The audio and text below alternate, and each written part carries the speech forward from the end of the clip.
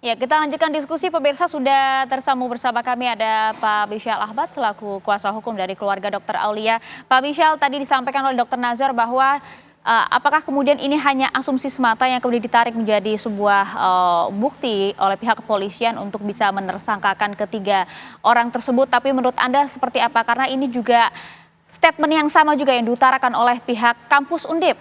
Pak Bisyal.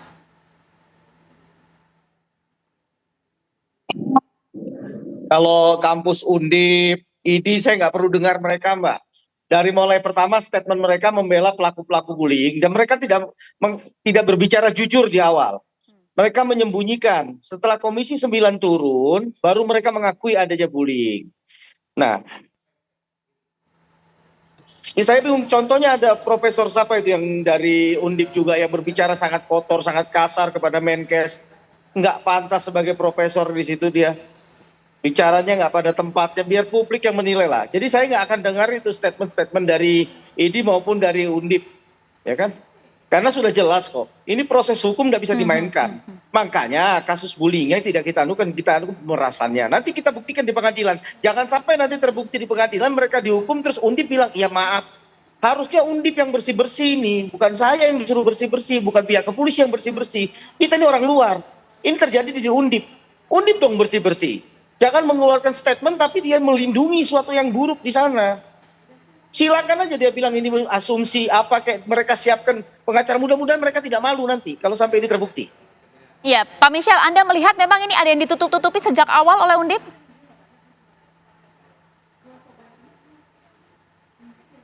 Nah, sekarang bagaimana jejak digital media? Pada saat itu mengatakan tidak ada itu bullying. Tapi pada saat itu tidak lama dari situ mengakui. Kira-kira seperti apa? Oke, kita tahu juga bahwa seperti Anda sampaikan tadi bahwa pihak Universitas Diponegoro juga menyediakan bantuan hukum terhadap 3 tersangka. Bagaimana kemudian Anda bisa memaksimalkan kasus ini, Pak Michel?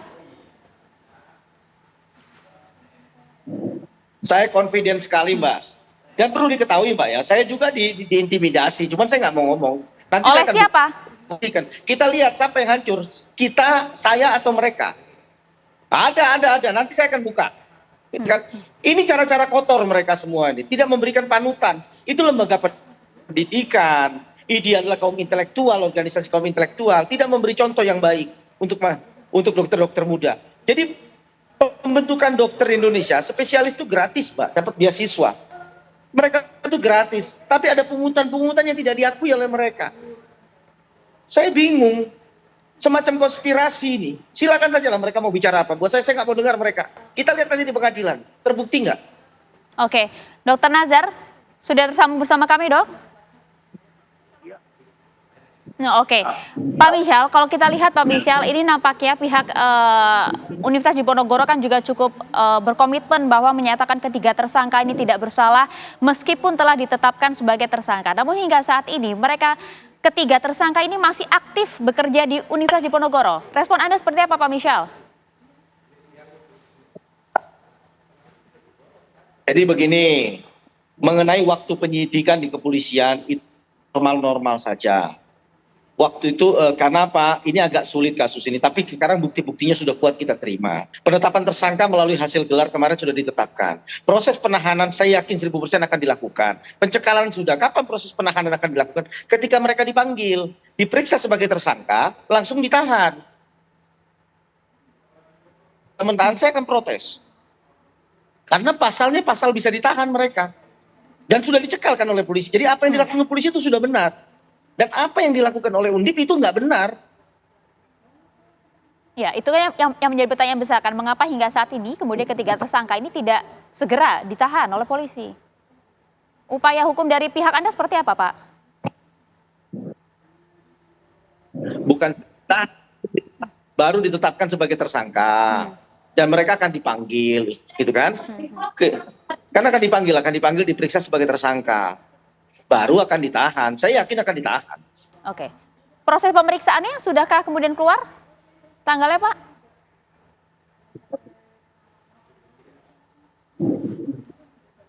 Pak Michel? Awal Januari, Mbak. Oke, awal Januari ya. Kita harapkan sih memang awal Januari. Oke, awal Januari. Artinya dalam hal tersebut nanti kita akan ketahui bersama apa yang kemudian menjadi fakta-fakta yang diungkapkan oleh pihak kepolisian melalui pemeriksaan tersebut. Tapi begini Pak Michal, kalau kita melihat kasus ini sudah bergulir cukup lama sejak bulan Agustus dan hingga Desember ini, kemudian ketiga tersangka ditetapkan sebagai tersangka oleh pihak kepolisian. Yang menarik adalah fakta terbaru, ada angka yang cukup mencengangkan, yaitu adanya nilai pemerasan mencapai 2 miliar dalam kurun waktu 1 semester saja. Pak Michal, apakah ini merupakan hal yang cukup mengejutkan untuk Anda? Ya, perkara saya sih ini bukan satu hal yang aneh, Mbak. Kalau mereka mau jujur, mau bersih-bersih, ini bukan satu hal yang aneh. Dan muncul juga angka 97 karena 97 itulah yang bisa dibuktikan. Gitu loh. Kan hukum itu adalah fakta, Mbak. Kita kan membawa ke pengadilan. Kenapa ini sekian lama dari bukti kita bawa ke pengadilan, kita diskusikan dengan pihak kejaksaan. Apakah jaksa bisa membawa perkara ini ke pengadilan, bisa tuntas di sana. Makanya perlu waktu. Dan saya tidak terlalu menekan karena saya berada di dalamnya juga. Saya membantu juga selaku penasehat hukum. Gitu loh. Silakan jadi Undip mau berbicara apa silakan. Nanti saya bikin malu dia pada saat di pengadilan. Kita lihat nanti. Oke, Anda cukup confident ya ini dengan berbagai bukti yang Anda punya, Pak? Mbak, di dunia kesehatan kita nih, Mbak. Sangat. Sangat. Oke, baik. Terima kasih banyak Pak Michal Ahmad telah bergabung bersama kami. Kami tahu betul Anda masih memiliki agenda lain, namun menyempatkan diri bersama dengan kami. Ya. Kegiatannya nggak bisa saya. Saya mohon maaf, saya harus mundur. Tapi silakan, kapan saya ingin sekali berhadapan dengan ID dan Undip. Ingin sekali saya. Yang aneh mereka-mereka ini. Sekarang korban tidak didampingi, malah pelaku didampingi. Ini satu hal yang aneh ini. Oke, Pak Michal. Terima kasih banyak atas waktu Anda bersama kami di Apa Kabar Indonesia Malam, Pak Michal. Kita nanti tunggu bagaimanakah kasus ini terus bergulir. Dr. Nazar, Anda sudah dengar tadi bagaimanakah kemudian pernyataan dari kuasa hukum keluarga dari Dr. Aulia, Pak Dr. Nazar. Ya, mereka cukup confident sekali bahwa memang bukti-buktinya nyata. Ini bukan hanya sekedar asumsi, Dr. Nazar. Baik, nah begini, saya luruskan dulu Maria, kalau dibuka rekamannya nanti, tapi tentukan nanti. Yang saya maksud asumsi itu, jangan dulu membangun asumsi adalah buat masyarakat berasumsi bahwa ini adalah akibat dari bullying. Ini tadi di awal barangkali kedua panelis yang terhormat yang ada di hadapan Anda, Maria, juga mendengar bahwa saya sangat menghargai apa yang sudah dikerjakan para pengusut kepolisian dan kemudian apa yang sudah tentu sudah dijadikan mungkin udah P21 oleh kejaksaan berdasarkan sekali lagi fakta-fakta atau barang bukti, 2 barang bukti sekurang-kurangnya. Saya percaya dengan apa yang sudah terkumpul. Tapi jadi jangan seperti katakan Bung Michal itu tadi bahwa apakah saya atau kami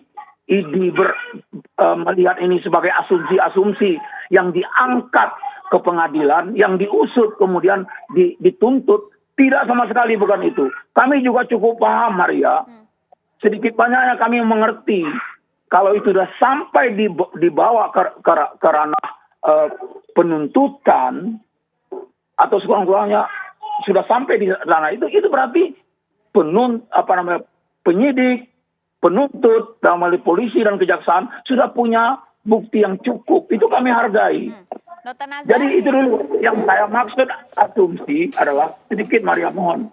Yang maksud asumsi adalah asumsi yang beredar selama ini bahwa ini adalah benar-benar akibat dari tindakan pembulian, apalagi tadi dikatakan yang berjalan sudah bertahun-tahun.